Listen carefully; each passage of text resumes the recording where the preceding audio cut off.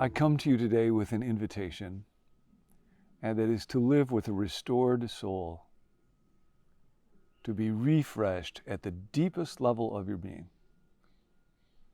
And I'll be honest, I'm offering that to you today because I need that offer so much.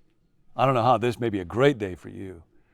It's not for me. I woke up at 2:30 in the morning, and Nancy and I had a conversation with some folks yesterday that left me in the middle of the night experiencing so much anger and resentment and frustration and pain at my own inability to fix things or set things right or see that correct things were done or right decisions got made.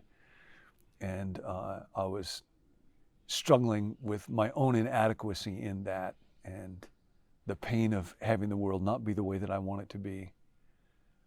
And what I am reminded of is, while I'm not in control of the world, I do have this soul for which I am responsible. And you have a soul. And it's very tempting for me to think that if my soul is troubled, I can ascribe that to and blame the circumstances around me. But I cannot. I just have this one soul. So this is from Dallas Willard's book, Renovation of the Heart, page 204. He gives a picture. Our soul, he says, is like an inner stream of water, which gives strength, direction, and harmony to every other area of life.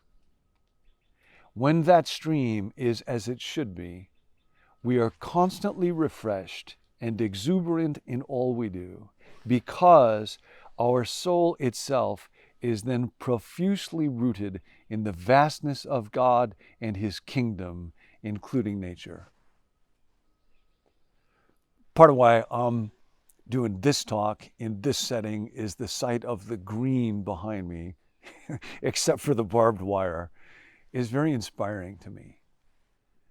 Now again, the soul is that part of us that integrates, that ties together, that holds together all the various functions and elements of our being.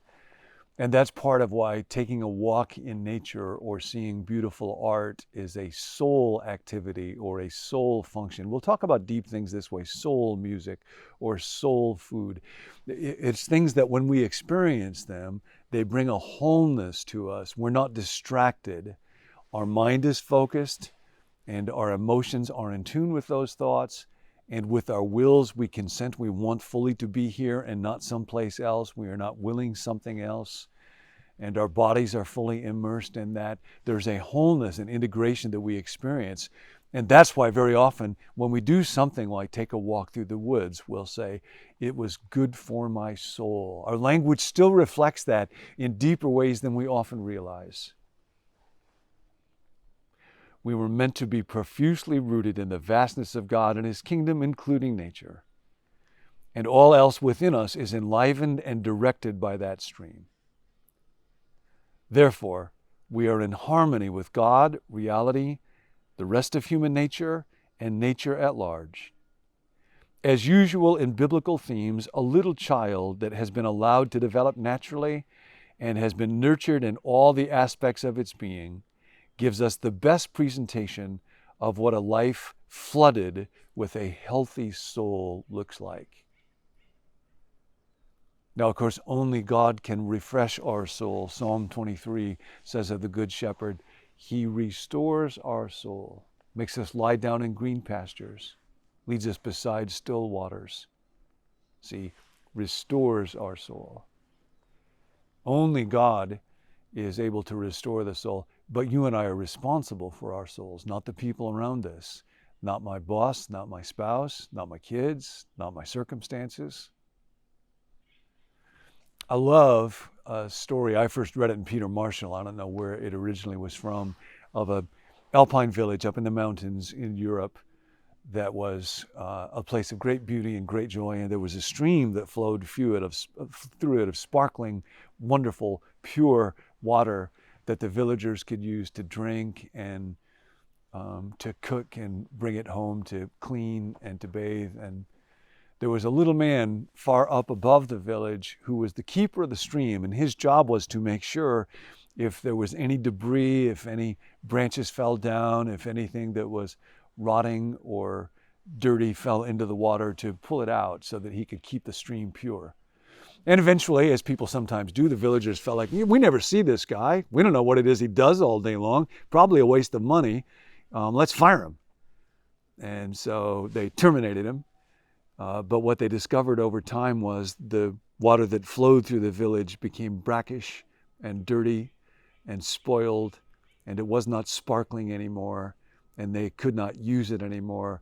And the life in that village became drab and sickly and just a shadow of what it had been before. So they said, no, we better hire the old guy back. We need the keeper of the stream. Your soul is your stream, and you are its keeper.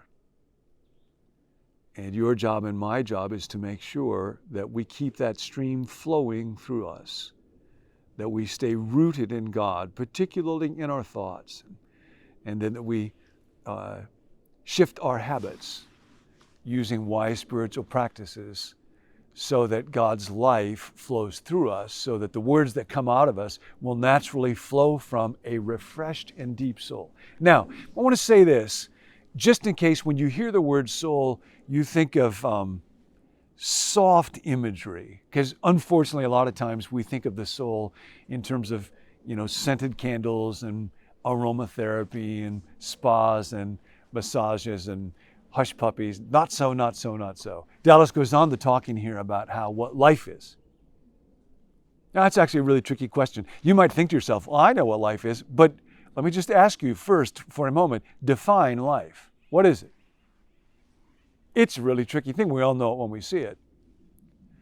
Dallas says that life is self-initiating, self-directing, self-sustaining action. You put a rock in the dirt, it just sits there, but you put a seed in there because there's life in the seed. It will initiate action. It will send out a root and it will direct it. It will move that root towards where the nourishment is. It will cause the leaves to open up to the sky, and it will sustain itself. It will take in the nourishment that will allow life to continue day after day. So you are made to initiate, and you are made to be directional, and you are made to live a life that is sustaining.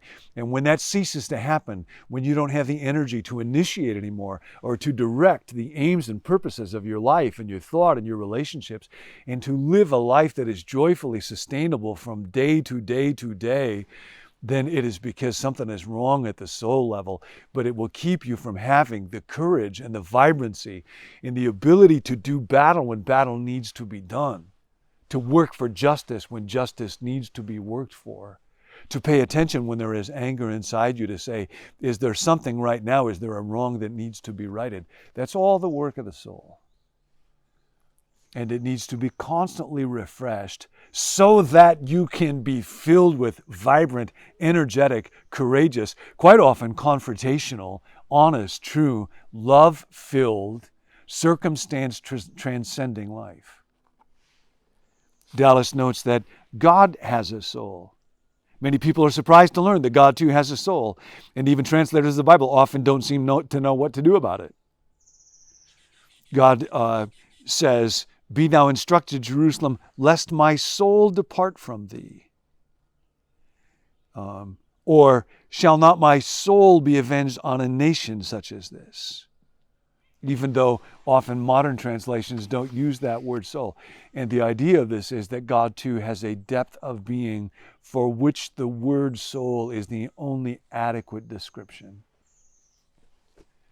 And now the book of Psalms, Dallas says, is the great soul book of the Bible. And over we see the soul crying out. We'll get into soul cries a little later on. My soul thirsts for thee, my flesh yearns for thee, In a dry and weary land where there is no water, Psalm 63. Of course, there's that stream again, that image of the life that flows through us. As the deer pants for the water, so my soul pants for you, O God. My soul thirsts for God, the living God, because there is a river whose streams make glad the city of God. So what do you need to do today to allow God to refresh, to restore your soul? Maybe it's to take a walk in the woods.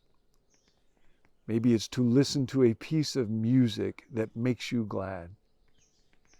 Maybe it's to read or even memorize a single inspiring thought, such as, my soul thirsts for you, the living God. You have a soul. You are its keeper. Let God restore it. Don't let the world, whatever it does to you, wither your soul. I love you. God is with us. See you next time.